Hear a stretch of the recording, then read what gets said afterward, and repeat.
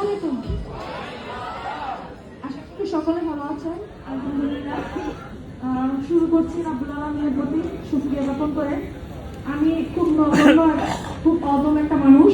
রাব্বুল আলামিন আমার বয়সের থেকেও অনেক বেশি কিছু দিয়েছেন শুধু টেন্স করার মাধ্যমে। আমি যদি বলতে যাই, আমি কিছুদিন আগে অনার্স কমপ্লিট করি। আলহামদুলিল্লাহ, অনার্সের প্রত্যেকটা পরীক্ষায় ফার্স্ট ক্লাস পাই, শুধু একটাতে সেকেন্ড ক্লাস আসে। কিন্তু কখনো আমি আমার ফ্যামিলিকে বলি না আমি ফার্স্ট ক্লাস পেয়েছি।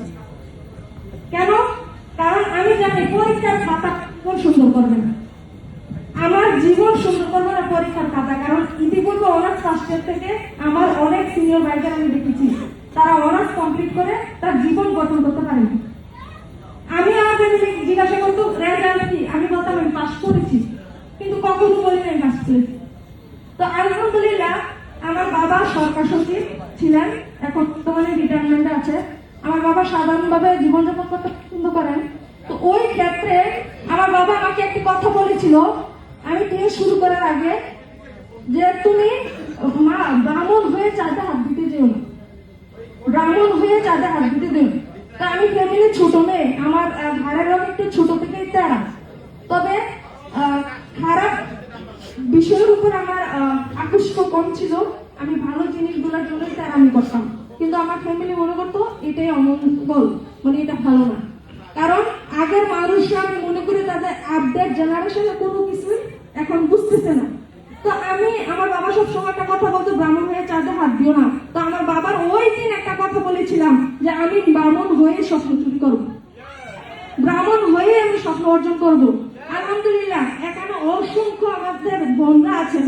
আপনারা একটা বিষয় লক্ষ্য করছেন কিনা জানি না, এখানে এতগুলা ছেলেদের মধ্যে মাত্র 2 জন কারে ছিল মেয়ে।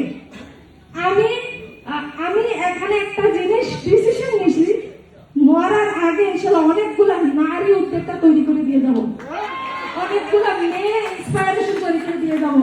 আমি এখানে বসে একটা জিনিস, যেমন আমি যখন বিদেশ ভ্রমণ ট্যুর করি, আমার কাছে এখনো মনে আছে অল্প সংখ্যক মেয়েরা বিদেশে ভ্রমণ করে আমাদের সাথে ছিল। তো আলহামদুলিল্লাহ, এখন অনেক মেয়েরাও স্বপ্ন পূরণ করতে পারে শুধুমাত্র টিএনস এর কারণে।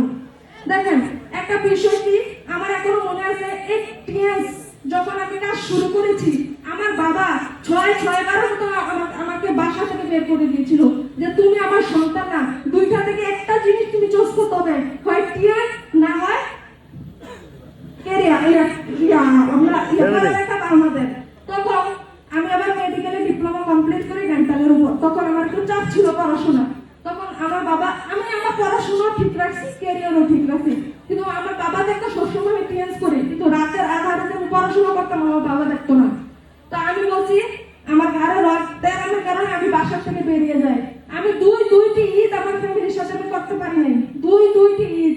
তো আমার বাবা কিছুদিন আগে আমাকে বলে তুমি মাস্টার্স করার জন্য দেশের বাইরে চলে যাও, কারখানা এচিবের আগে। তারপর আমি চুপ ছিলাম, কিছু বলি নাই। আমি কিছুদিন আগে কারখান সেলিব্রেশন যখন আমাকে দেয়, ফেসবুকে আমার বাবা আমাকে দেখে নাই, কারণ ফেসবুকে আমার বাবার আমি ব্লগ দিয়ে দিয়েছিলাম, শুধু আগে কমেন্ট করতো যে বুয়া কোম্পানির ম্যানেজার। তারপর আমি ব্লগ দিয়ে দেই, পরে ইনস্টাগ্রামে আমাকে ফলো দিয়ে রাখছে। পরে দেখি ইনস্টাগ্রাম খুলছে, তারপর আমার বাবা আমাকে কল দেয়, তুমি নাকি মানে কোম্পানি থেকে গাড়ি পাইছো। তো আমি বলছি হ্যাঁ, বুয়া কোম্পানি আমাকে গাড়ি দিয়েছে, বুয়া কোম্পানি আমাকে গাড়ি দিয়েছে। আমি যখন বাড়ির থেকে বের হই, 6 মাসের ভিতরে আমি চায়না ট্যুর অ্যাচিভ করি। তারপর আমার বাবা আমাকে ফোন দিয়ে বলে তুমি নাকি চায়না যাবা। আমি কই হ্যাঁ, বুয়া কোম্পানি চায়না নিয়ে যাবে। তোমার কি ইফটিজিং করা শেষ হবে না? আমি তো খানা পাতে বসে যখন আমাকে ইফটিজিং করতেন তখন আমার কেমন লাগতো। তখন আমি সিদ্ধান্ত নিয়েছি যে আমার বাবা কিছুদিন আগে আমাকে বলে তুমি গাড়ি পাইছো, আমাকে কোথায় দেখলেন? তো ইনস্টাগ্রামে। আপনি কি ইনস্টাগ্রামে আমাকে ফলো করেন? তো হ্যাঁ। পরে আমি বললাম, একটা কথা বলতে আমাকে উৎসাহিত করেছে। তা আমি ভাবতাম ফ্যামিলির ছোট মেয়ে তুমি, তোমাকে কিচ্ছু হবে না, বাকি সবাই সবার মতো ক্যারিয়ার করে ফেলছে, তুমি কিচ্ছু করতে পারবে না। কিন্তু আজকে আমি বলতেছি তুমি ইতিহাস রচনা করতে পারবে ইনশাআল্লাহ। আমার বাবা বিশ্বাস করতে অর্জন করেছে যে তুমি মেয়ে হিসাবে এইটুকু পর্যন্ত আসতে পারছো, ইনশাআল্লাহ অনেক কিছু করতে পারবা। দেখেন আমার বাবা আমাকে যখন মেডিকেলে পড়াশোনা